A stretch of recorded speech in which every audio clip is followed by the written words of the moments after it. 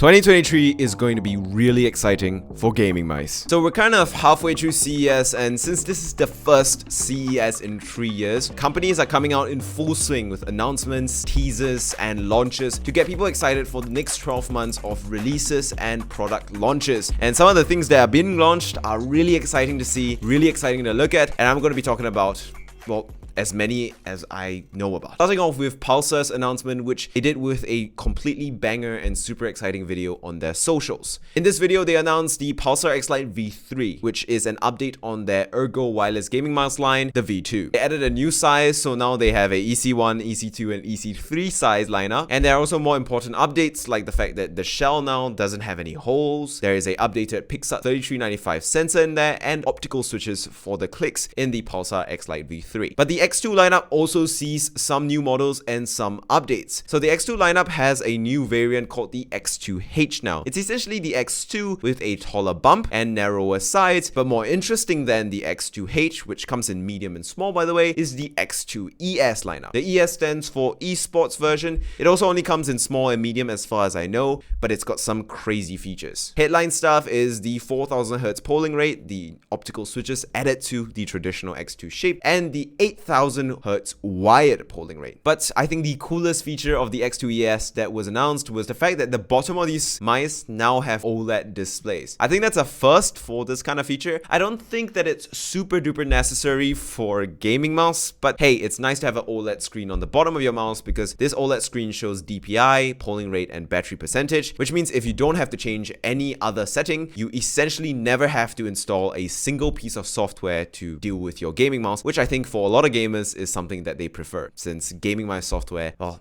let's say all of them have a on average notorious reputation. Speaking of a notorious reputation, we have a company that's not so glorious anymore. So Glorious have a couple of announcements that honestly seem pretty interesting to me. Not that Glorious is doing really badly, but their reputation has definitely taken a hit. So these new launches better be done well so people can get excited about them again. Starting off with the Model O2 and Model D2 wireless. The O2 wireless and D2 wireless seem pretty interesting. They still have holes like the original Model wirelesses. They look roughly the same with basically the identical shape, but they seem to be updated with new switches, lighter weight, and a Pulsar 3395 sensor. So for people who actually like Model O's shape, which is a good few number of people, you'll have an updated version to buy now. Also, they seem to be pretty reasonably priced. What is not rare to be happy about are launches from Lamzu, and Lamzu has announced 2 gaming mice for 2023. Of course, there might be more because they're known to do a sneaky thing and surprise people with amazingness, but Lamzu has announced the Atlantis Mini as well as a Ergo shape for 2023. The Atlantis Mini is pretty straightforward, it's just a smaller Atlantis, but the Ergo shape seems pretty interesting. People are complaining about why aren't they making an Ergo shape, so they released a picture of one on Twitter and be like, yeah, we are making an Ergo shape, get off our backs. We have no information about this yet, but considering it is a Lamzu, it probably will share parts with the Atlantis, so I expect it to have a 3395, the same excellent clicks, and a similar 50 to 60 gram weight as the Lamzu Atlantis. Speaking of Ergo mice though, 2023 is shaping up to be a fat year for Ergo mice. There are going to be some exciting Ergo mice launches, I predict. Apart from Pulsar launching the X Lite V3 and Lamzu announcing their Ergo shape, Vexi is announcing that they're going wireless too. I'm very excited because I really like Vexi's shape. They've announced they're going to be making wireless versions of the MPO1, the AX, and the XE.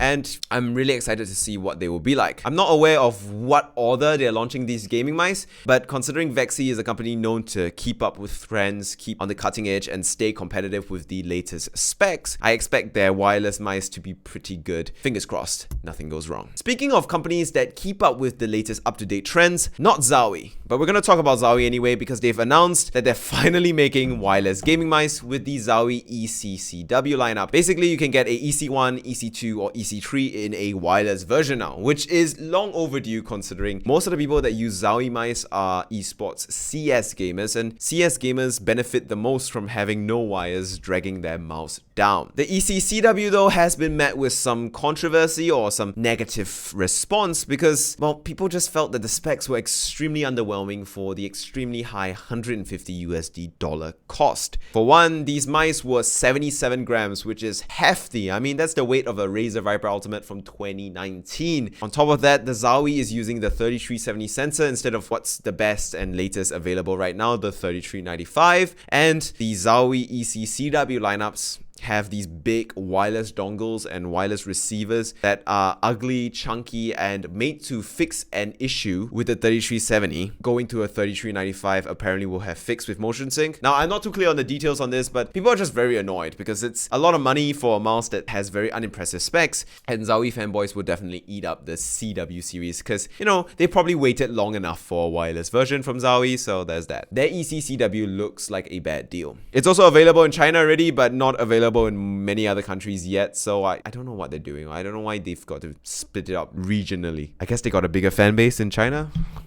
Who knows? As far as announcements and official teasers goes, I think that's about it, but I do have a couple of other predictions as well. I know Razer and Logitech aren't going to take competition lying down, and Razer had a good 2022, so I expect them to keep the momentum into 2023 with some exciting releases. I don't know which model lineup needs an update, but it would be really nice if Razer finally released their Viper Mini Wireless, which I know isn't that popular of a lineup, but hey, there's definitely some level of demand for a wireless version of that. As for Logitech, Razer had such a good year last year that I highly doubt they're not going to be updating the G Pro X Superlight. I highly doubt they're not going to be updating their model lineups, possibly include some ergo shapes as well, because, you know, Logitech is competing with Razer and they're not going to take evolution and Razer improving lying down. They're not going to just sit on their thumbs. Or maybe they will. Maybe they'll be complacent because the G Pro X Superlight sold so well in the last 2 years that they just don't care. And last but not least, there's endgame gear. So they said the XM2 Wireless and XM2 Wireless Mini are coming out in Q1 this year. But considering the Chinese New Year plus COVID series of unfortunate events in China right now, I highly doubt that that is going to happen on time. But it does seem like the XM2 Wireless is finally coming and finally arriving this year. So fingers crossed it's a good launch, because endgame gear really needs all the help it can get to get back to the top of the leaderboard where it used to be. And another mouse is definitely the HyperX Pulsar Haze 2. I'm super hyped for this one. I think it's going to be one of the best mid-range priced gaming mice ever. At 79 USD, one of the best claw grip shapes I've ever used. No more holes, 60 grams, and an updated 3370 sensor that hopefully won't have the DPI deviation and sensor latency issues of the 3335 on the last Pulsar Haze Wireless.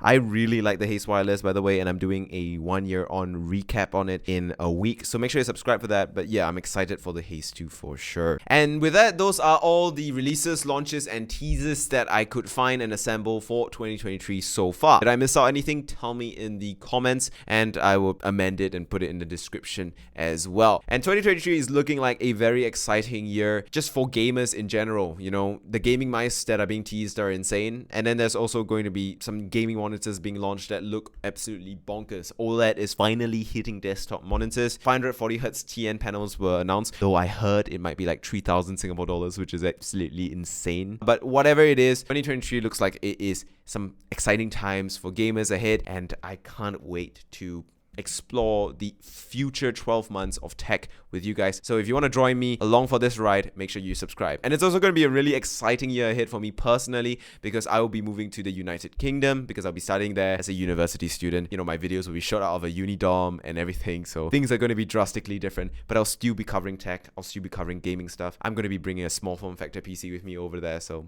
you know, we'll see what happens there. Can't wait. All good. Like and subscribe.